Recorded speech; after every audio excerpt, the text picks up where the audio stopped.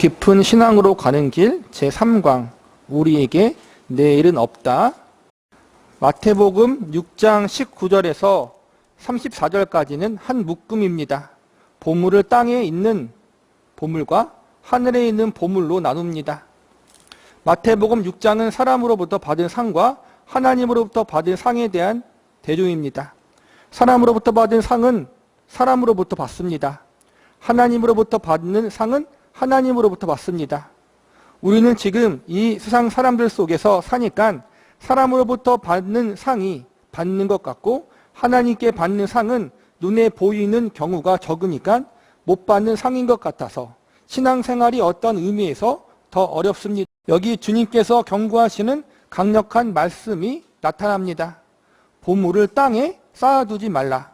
왜냐하면 그것은 헛된 것이며 영원한 것이 아니라는 것입니다. 거기는 좀과 동록이 해하며 도덕이 구멍을 뚫고 도둑질한다. 그래서 하늘에 쌓아두라고 하십니다.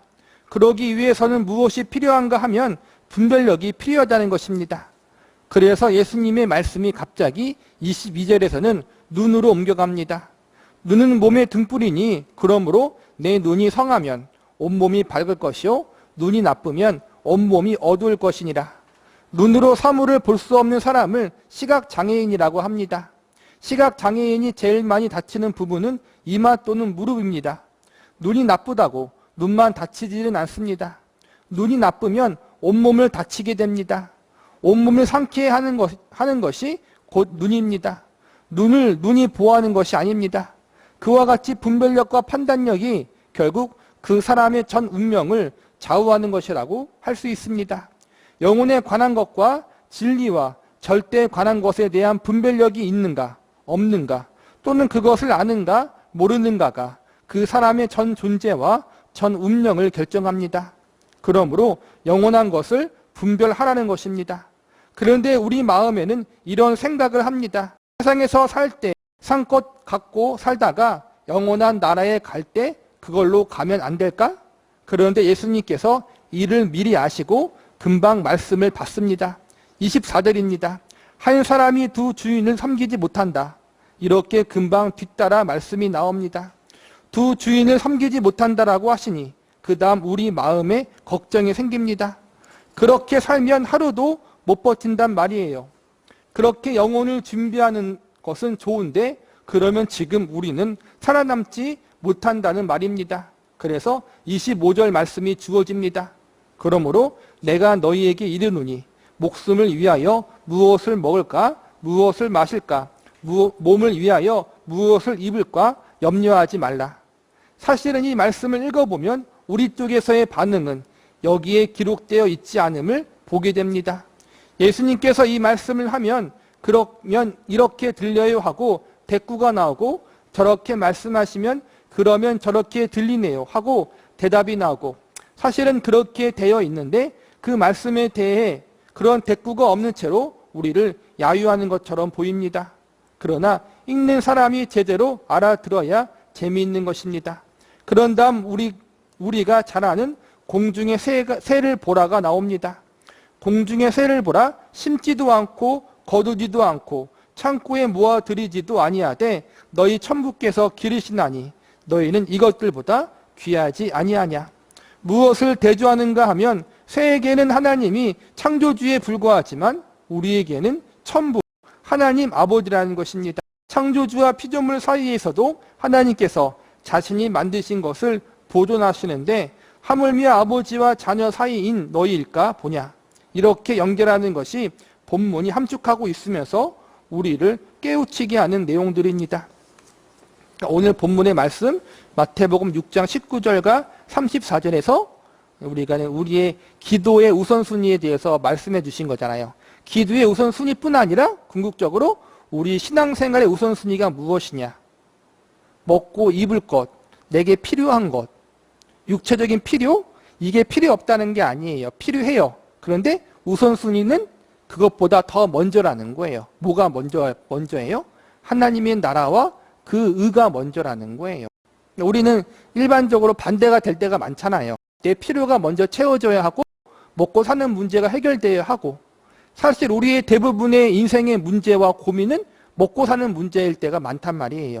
정말로 절대적으로 삼시세끼 먹고 사는 문제이기보다는 사실은 좀 뭐라 그럴까요? 풍요롭게 먹고 사는 문제 때문에 고민할 때가 많이 있죠. 그리고 그것 때문에 우리가 고민하고 걱정하고 기도할 때가 많이 있어요. 그런데 하나님이 뭐라 그래요? 그것보다 먼저 하나님의 나라와 그 의를 구하라고 해요. 왜요? 이미 하나님이 우리의 필요를 알고 있다는 거예요. 좋은 부모는 자식을 위해서 다 준비하잖아요. 인간의 부모도 자식을 위해서 적금을 들고 주택 청약을 들기도 하고 다 보험을 들어놓잖아요. 내 건 못 내도 자식 건 내려고 한다는 거예요. 나는 못 먹어도 자식 더 주려고 하고. 인간의 부모도 그런데 하나님은 어떠하시겠느냐. 날아다니는 새도 들에 있는 들꽃도 하나님이 입히신다는 거예요. 하물며 너희는 내가 더하지 않겠느냐. 그런 의미라는 거예요. 새, 들꽃, 그거는 하나님과 창조주와 피조물의 사이예요. 하나님이 주인이시고 창조주이시기 때문에 피조물을 챙겨주신다는 거예요. 근데 우리는 뭐예요? 단순히 창조주와 피조물 사이가 아니에요. 그 이상의 단계라는 거예요. 우리는 하나님의 자녀고 하나님은 우리의 아버지예요. 단순히 창조주와 피조물 사이, 주인과 종의 사이도 하나님이 주인이기 때문에 챙겨주는데 너희가 내 자식인데 더 챙겨주지 않겠니? 더 필요를 채워주지 않겠니? 그 말씀이라는 거예요.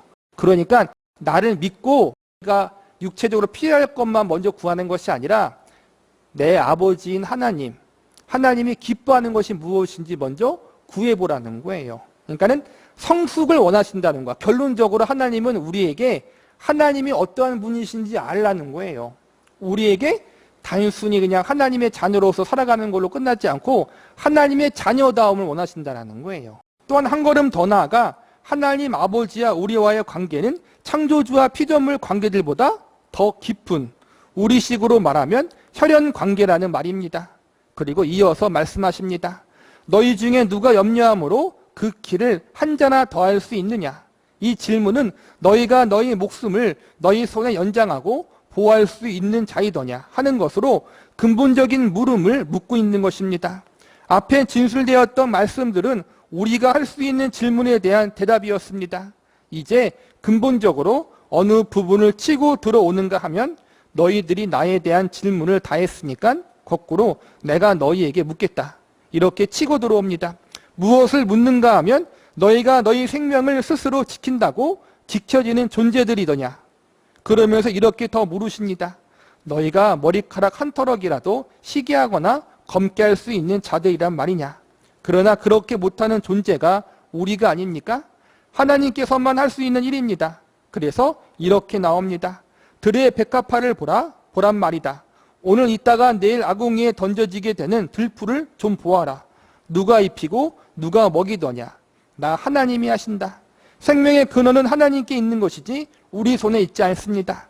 그런데 왜 우리가 그것을 걱정합니까? 그래서 30절 하반절을 말씀이 이렇습니다. 하물며 너희일까 보냐? 믿음이 적은 자들아. 믿음이 여기에 등장하는 것은 적어도 우리는 하나님이 계신 줄을 아는 자들이기 때문입니다. 그런데 우리의 신앙은 그 반대로 엉성하니까 다음과 같은 꾸중을 듣게 되는 것입니다. 그러므로 염려하여 이르기를 무엇을 먹을까, 무엇을 마실까, 무엇을 입을까 하지 말라. 이는 다 이방인들이 구하는 것이라. 너희 천부께서 이 모든 것이 너희에게 있어야 할 줄을 아시느니라. 너희는 먼저 그의 나라와 그 의를 구하라. 그러니까 어린아이일수록 어떤 걸 구해요? 내 필요를 구해요. 근데 우리가 좀 더 자랄수록 어떻게 돼요? 성장할수록 부모님의 필요가 무엇인지, 부모님이 기뻐하는 것이 무엇인지를 생각하게 되잖아요. 동일한 거예요. 우리도 하나님의 자녀로서 하나님이 기뻐하는 성숙한 모습으로 하나님이 자라나기를 원하신다는 거예요. 그러기 위해서 무엇을 아는 거예요? 하나님 아버지가 어떠한 분이신지 알고 그 하나님을 신뢰하는 자리에까지 갈아야 한다는 거예요. 우리가 염려하고 걱정하고 근심하지 못하는 이유는, 근심하는 이유가 뭐예요? 우리의 믿음이 연약하기 때문에, 다른 말로 하자면 아직 성숙하지 못했기 때문에 그런 거란 말이에요. 믿음이 없는 건 아니에요. 근데 성숙하지 못했어요. 그래서 하나님을 온전히 신뢰하지 못할 때가 많이 있다는 거예요. 이렇게 되는 것입니다. 너희는 먼저 그의 나라와 그 의를 구하라. 그래야만 되는 것입니다. 왜 그렇습니까? 우리가 우리 목숨을 지킨다거나 연장한다거나 우리 운명을 어떻게 하지 못합니다. 그것은 하나님의 것이고 하나님께서 허락하신 것으로 살아있는 동안에 주어진 시간과 기회가 있을 때마다 하나님 앞에 충성하는 것이 오히려 우리의 맡은 바 사명이기 때문입니다. 사실 우리가 걱정한다고 해서 당장 해결될 것은 거의 없어요. 10개 중 8개는 내가 걱정해서 해결될 게 아니에요. 근데 우리는 걱정하잖아요. 이게 잘못됐다는 건 아니에요. 살아보니까 당연한 거예요. 인간이기 때문에. 그리고 현실을 아니까. 당장 생활비가 얼마큼 부족한지 알고 있는데, 당장 나가야 할 돈이 있는 걸 알고 있는데 어떻게 걱정을 안 하겠어요. 그 상황 속에서 하나님이 우리에게 말하는 거예요. 걱정할 수밖에 없는 상황, 근심할 수밖에 없는 상황, 한숨 쉴 수밖에 없는 상황, 답이 없는 인생 가운데서 하나님이 하나님을 의지하고 바라볼 수 있도록 우리를 이끌어 가시고 우리가 그러한 자리로 가야 한다는 거예요. 걱정할 것이 없고 현실이 어떠한지 모르면 무슨 걱정이 있겠어요. 애기가 무슨 걱정이 있겠어요. 모르는데. 딱 아니까 살면 살수록, 인생을 알면 알수록 걱정이 많을 수밖에 없는 거예요. 그래서 하나님 뭐예요? 그 상황 속에서 하나님을 더 바라보는 연습과 훈련을 우리에게 허락하시는 거란 말이에요. 걱정하는 게 당연한 것이고 근심하는 게 당연한 거예요. 그 상황 속에서 얼마만큼 하나님을 더 의지하냐, 더 바라보느냐, 그 훈련이 우리의 삶 속에 주어진 거란 말이에요. 언제까지 그 훈련을 하는 거예요? 주님 나라 가는 그날까지. 그런데 재미있는 이야기는 여기서부터입니다. 그것이 결론이 아닙니다. 대부분의 신자들은 마태복음 6장 33절이 끝인 줄 압니다. 그러니까 먼저 그의 나라와 그를 구하라. 그래야만 하나님이 더하신다. 이것만 보고 있다라는 거예요. 그 34절의 말씀을 보라는 거예요. 그런데 34절이 하나 더 있습니다. 무엇으로 시작하는가 하면 그러므로라는 말로 시작합니다. 그러므로라는 단어는 중요한 단어입니다. 우리는 이 단어를 이퀄의 성격을 띤 접속사로 이야기합니다. 앞에 있는 내용과 결론이 맞아 떨어져야 되는 것이 이퀄입니다. 그렇지 않습니까? 그러므로 앞에 있던 모든 진술이 34절로 맞아 떨어지지 않는다면 앞에 진술되어 있는 모든 내용들을 이해 못했다는 것이 되고 또 앞에 있는 진술에 대한 결론으로 뒤에 것이 맞아 떨어지지 않으면 역시 결론을 이해하지 못했다는 뜻입니다.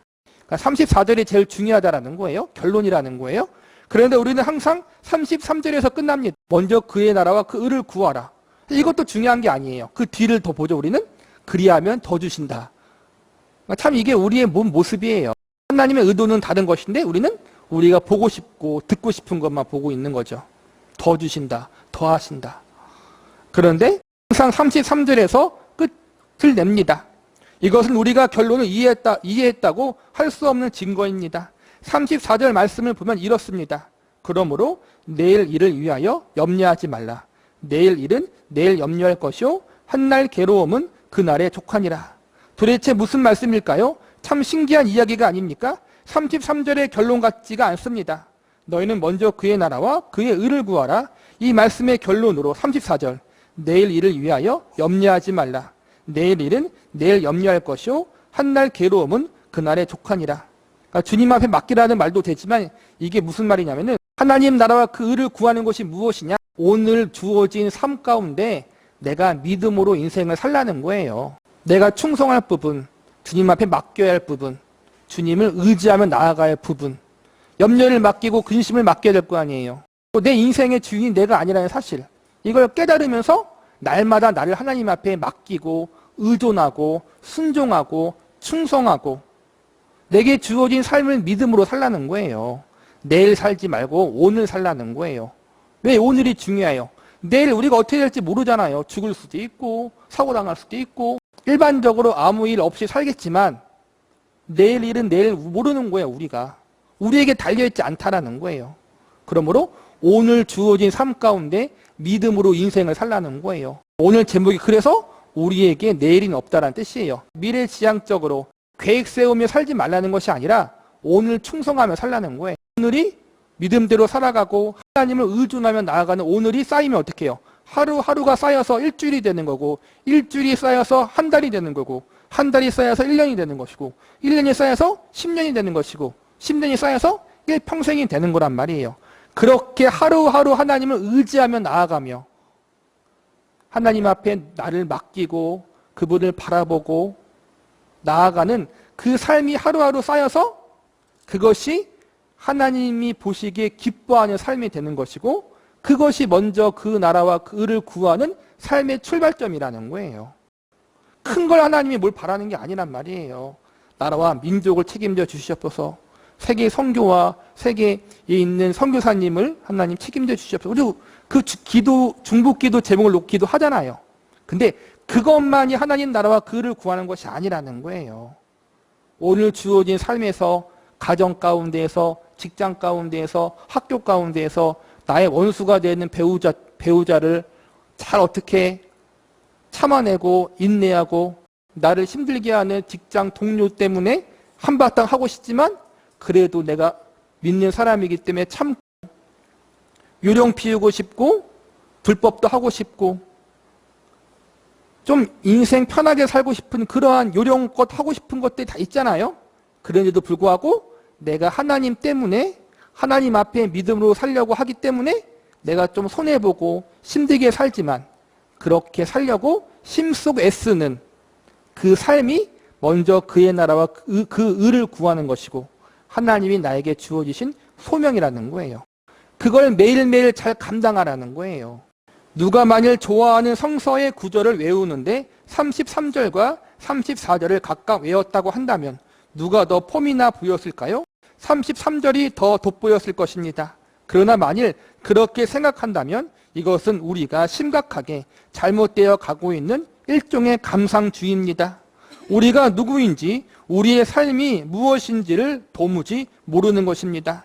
성서의 말씀이니까 33절을 좋아하는 것이 10이 될 것까지는 없지만 34절까지 못 쫓아왔다는 것의 심각성을 깊이 인식해야 합니다. 그러니까 신앙생활이 화려해서는 안 된다는 거예요.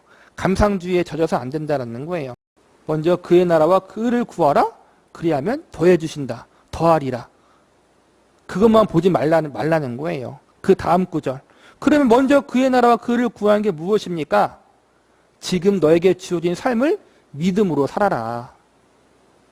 하나님 백성답게 살아라. 인내하고 참고 견디며 살아라. 답이 없는 현실 가운데 하나님을 의존하며 살아라. 그거란 말이에요.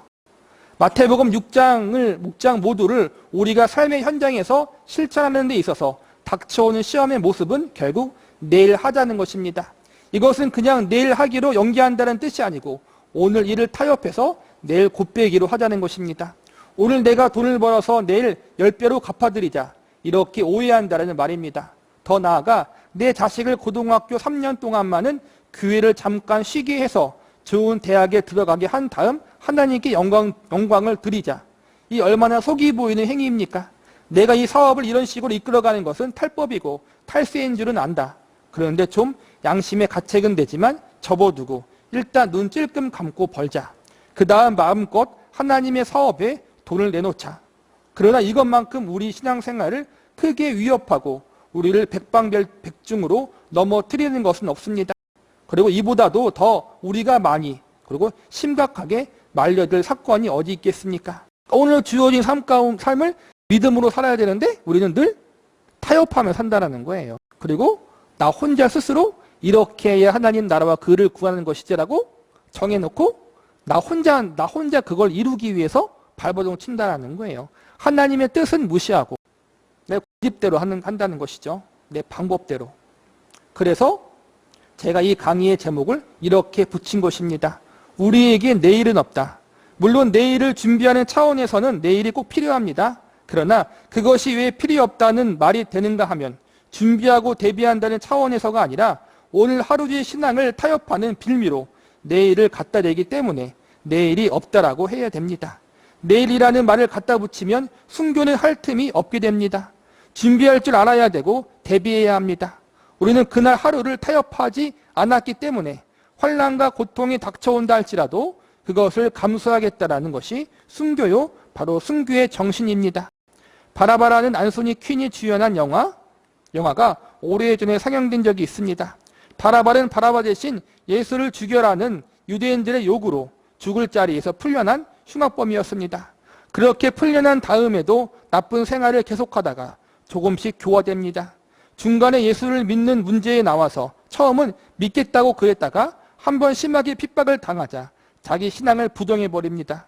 그러면서 스스로 뭐라고 변명하는가 하면 지금 내가 믿는다. 그랬다간 개죽음 당할 것 같으니 안 믿는다라고.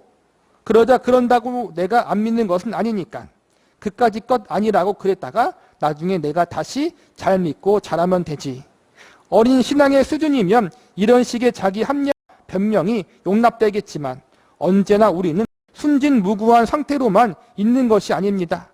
어린아이는 그런 식의 자기 변명을 할 수 있습니다. 그러나 그것이 끝까지 그런 변명이 하나의 원리가 되고 그런 수준에서 벗어나지 못한다는 것은 매우 부끄러운 신앙인 것입니다. 그렇게 변명해서는 결코 안 되는 것입니다.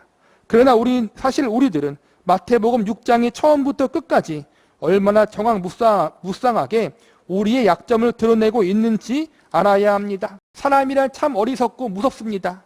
사람 앞에서 자신을 증명시키고 싶은 욕심 때문에 하나님의 영광과 하나님의 뜻을 위하여 하루를 충성한다는 것이 매우 어려운 사람들입니다. 매일매일 평범한 삶 가운데 직장에서, 가정에서, 삶의 자리에서 타협하지 않고 믿음으로 살아야 되는데 하나님을 바라보고 의지하고 빛과 소금된 삶을 살아야 하고 참아내고 인내하고 견뎌내야 하는데 우리는 뭐예요? 일단 내 감정대로, 내 생각대로, 내 방법대로 질러보고 끝낸다라는 거예요. 그리고 뭐예요? 교회에 와서 헌신하자 그러고 있다라는 거예요. 여러분 다 그렇잖아요. 우리가 그래 왔잖아요. 절기 때마다 헌신을 왜 강조해요? 우리가 매일매일 잘하면 되는데 매 주일이 부활주일에 매일매일이 하나님이 나와 함께하는 삶이고 매일매일이 나를 붙잡아 주시고 나의 삶을 인도하시는 날인데 우리는 자꾸만은 타협하잖아요. 이번 부활주일날, 이번 추수감사주일날, 이번 무슨 헌신예배 때 뭔가 더 해보자. 이게 필요 없다는 게 아니에요. 필요해요. 신앙의 훈련으로 또 신앙의 표현이기 때문에. 그런데 그게 타협점이 돼서는 안 된다라는 거예요. 그걸로 때우면 안 된다라는 거예요. 그걸로.